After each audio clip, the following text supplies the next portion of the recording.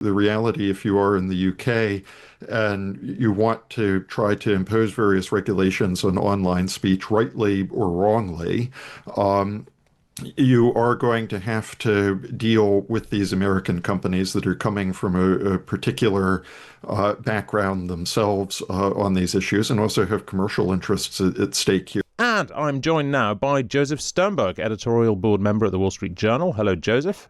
Good morning. Good morning to you. And also by the Times' Washington editor, Katie Balls. Hello, Katie.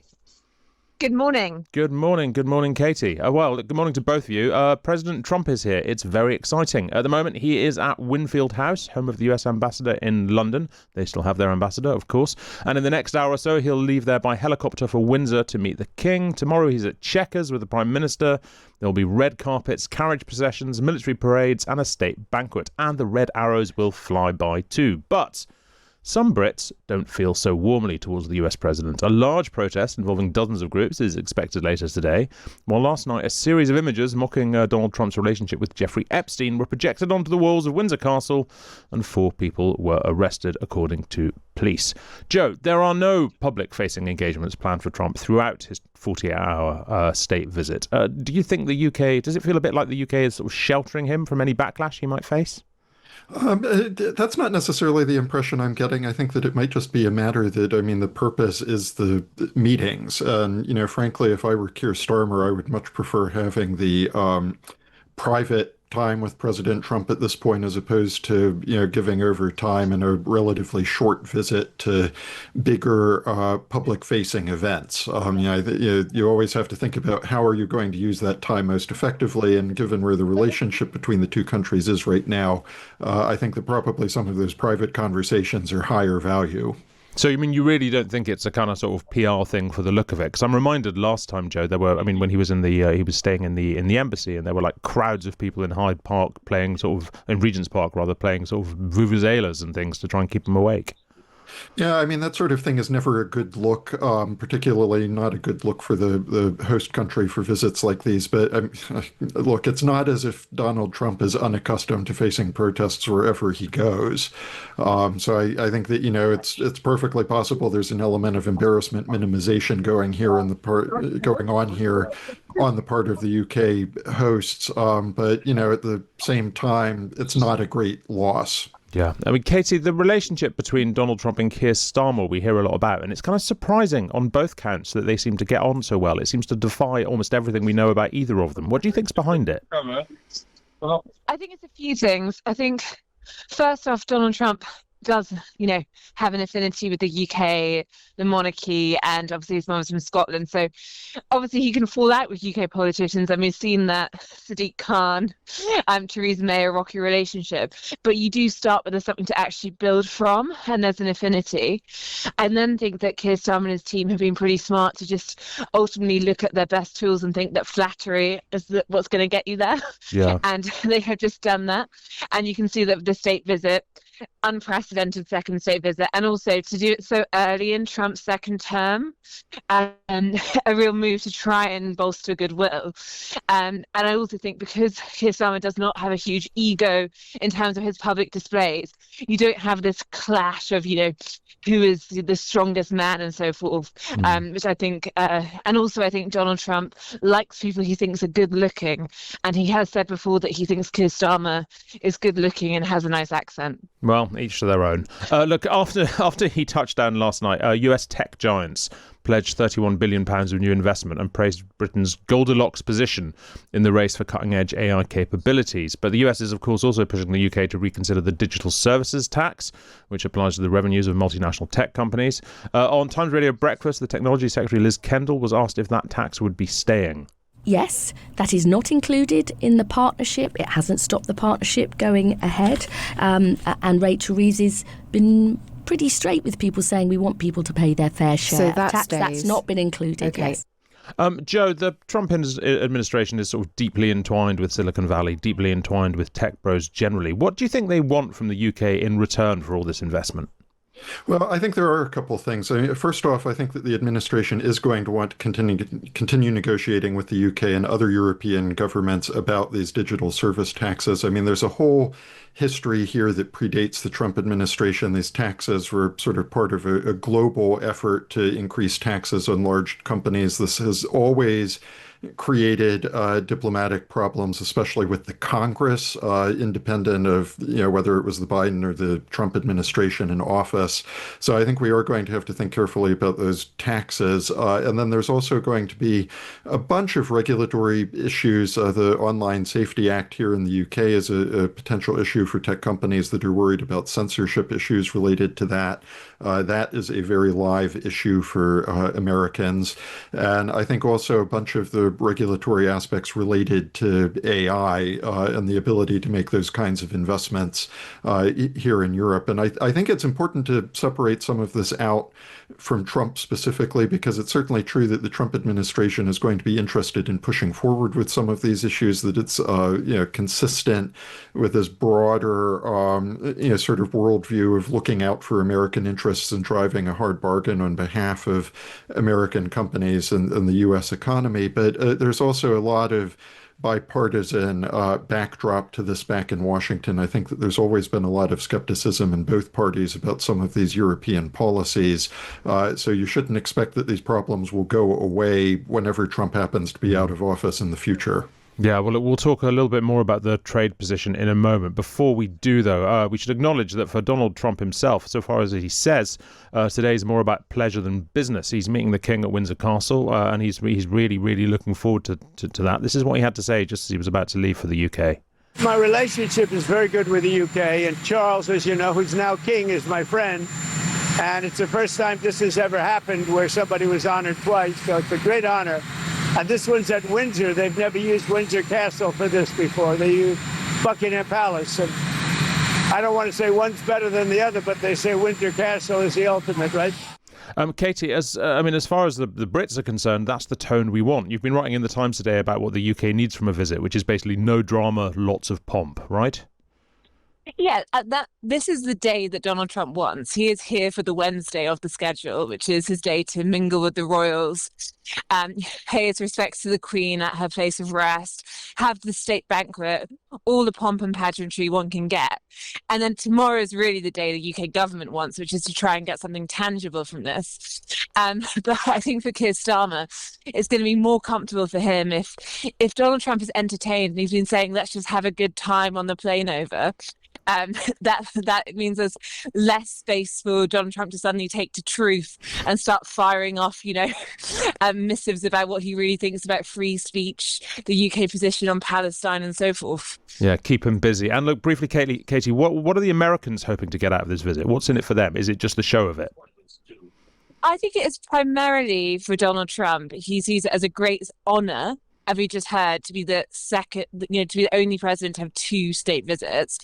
Makes him seem better than those that came before, and also because of his love of the monarchy through his mother. So I think that is the biggest part, but also they would like to obviously have some deals that work for the US as well as the UK. Katie Balls, Times Washington editor, thanks very much. Joe Sternberg is still with me. Joe, we were talking before, and Katie mentioned as well, the kind of the free speech issue when it comes to basically, tech interests in the UK. Do you think, is there a sort of fundamental ideological political clash between American notions of free speech and British notions of free speech that are really going to start to bite when we start talking about tech trade deals? Yes, I do think that there are some pretty clear differences, one of which is that America, because of the First Amendment to our Constitution, which guarantees a right to free speech and a bunch of other related rights like assembly and petition and religion, we have a much more formally codified tradition of free speech and a much clearer sense of where the boundaries are around regulation of speech, because that black letter amendment to the Constitution over the past couple hundred years has created a lot of case law in the courts about this issue, whereas it's a much more flexible discussion that happens here in the UK. And so I do think that there are differences between the two countries, and it's important for people on each side to understand that the other is coming from a different starting point in the way that you think about these issues. But I mean, there's also no separating the fact that so many of the large online platforms that become embroiled in these discussions are American companies. And I think that the reality, if you are in the UK and you want to try to impose various regulations on online speech, rightly or wrongly, you are going to have to deal with these American companies that are coming from a particular background themselves on these issues and also have commercial interests at stake here. So I think that you can't make that sort of policy decision in a vacuum. And, especially when there's also a very live debate in this country, here in the UK, about where those lines should be and exactly how aggressively the government should or shouldn't be regulating speech. Yeah, something for them to discuss over dinner, perhaps. But also, I mean, likewise, tariffs, because Trump is promising to help the UK on trade and spread a little of the wealth that he thinks his tariff policy has created. But he's not going to budge, we think, on steel. Joe, how big a deal is that? I think it is a pretty big deal. I mean, part of the backdrop here is that the Trump tariff agenda in general is in trouble back in the U.S. because there have been these series of court rulings that have really undermined the fundamental legal premise that he was using to impose a lot of these Liberation Day tariffs that started back in April. And so that part of his economic and political agenda is under threat back home. And the reality is that steel tariffs and aluminum and some of these other commodities historically have been the imports that are easiest for a president to slap tariffs on. And there's a long bipartisan tradition from presidents of both parties doing that. So I'm not surprised that the administration is reluctant to give up those tariffs, even in the context of an economic relationship like the UK, where you would think that America has bigger fish to fry, because those might be the only tariffs that he ends up having the legal authority to impose. Joe, text messages between the Charlie Kirk shooting suspect and his transgender partner have been released as he appeared in court for the first time to face murder charges. A 22-year-old Tyler Robinson faces 7 charges, including aggravated murder. Prosecutors announced earlier that they're going to be seeking the death penalty. President Trump has, of course, been speaking out about this a lot. His response seems to be growing daily. He's now waging war on what he calls terrorist left-wingers. I wonder, Joe, if the sort of release of these messages kind of changes that at all, because this looks like this looks politically motivated if these messages are correct and tell us what they seem to, but also like a sort of deeply personal thing between two people rather than some sort of huge global agenda idea. Do you know what I mean? Well, I think that one of the messages that seems to be emerging so far, and I think it's very important to understand that we are at the beginning of a long road in terms of a legal process and an investigation to understand exactly what has happened here. But I think that the messages, first off, do appear to suggest that there was a political motive. And that is an important point because there's been a lot of palaver going on in the U.S. In some quarters over the past week or so, arguing that, it's hard to attribute a particular political motive to this guy, or he might not have been motivated by, left-wing ideology or that sort of thing. No, I mean, the messages suggest that this was very much politically motivated, and that motivation came from his ideology or commitment to, causes on the political left.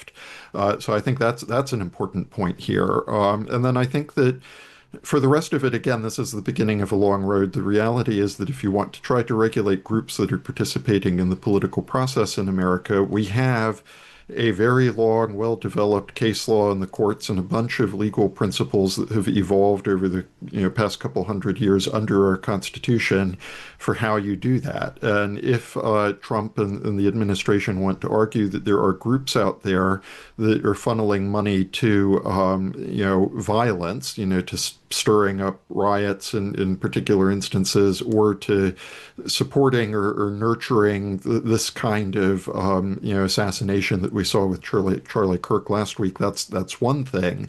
If the plan is that they're going to launch a full-scale legal assault on all sorts of political activist groups on the left, that's going to be a non-starter legally in the U.S. And I also think that even a lot of conservatives in America are going to recoil from that. Well, I'm interested to see how true that turns out to be, because it obviously sits very ill with the president's supposed championship of free speech. I mean, you do think there's going to be a conservative pushback on that as well?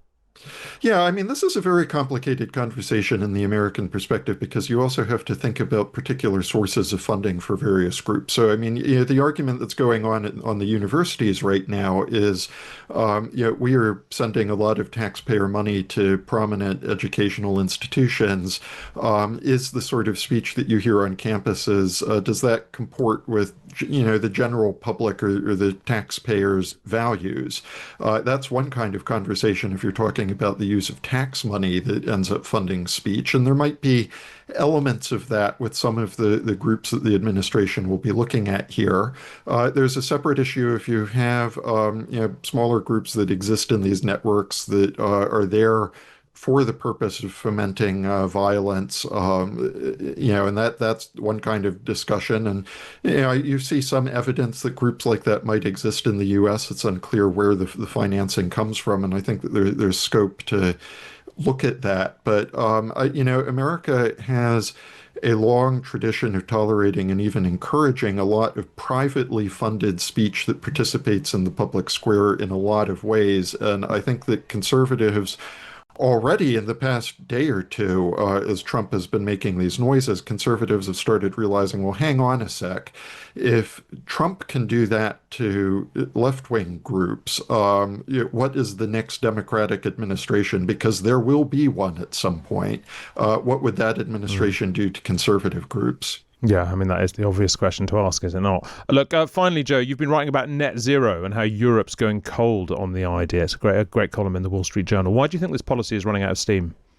I think that the issue is that we've already grabbed all of the low-hanging fruit. So if you look at the evolution of these policies over the past decade or two, we started out with a lot of mandates on large companies, whether it was energy companies or large manufacturers in terms of their energy efficiency, and tried to shift all of the costs onto them. And so first off, that round of expensive adaptation to climate change or pursuit of net zero already is showing up for households in the form of higher energy bills, related to net zero costs and the like. And now that we've grabbed all of that low-hanging fruit, the next step is going to be measures that households have to pay for directly, whether it's this whole heat pump debate that we had here in the UK over the past couple of years, whether it's a more aggressive forced transition to battery electric vehicles, whether it's things like aviation taxes on tourists, or even people talking about how we're going to have to shift away from consuming meat or, can't have air conditioning at home as the weather gets hotter. And households who vote are concluding that they are not prepared to pay those costs. And what fascinated me about your column, Joe, is that, of course, it goes further than just the political right. I mean, in this country, we now have a Green Party that hardly talks about the environment. Greta Thunberg is basically a Gaza activist now. There seems to be this sense among political parties on all sides of the spectrum that this stuff costs votes and doesn't gain any votes, right?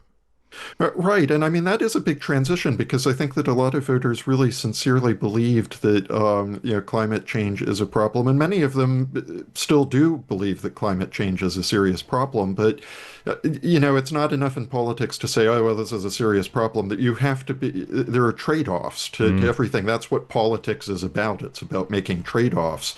And people are concluding that even if they believe that climate change is a problem, the costs of addressing it via net zero versus other adaptations that you can talk about are not worth the effort. Joe Sternberg, editorial board member at the Wall Street Journal, thank you very much indeed.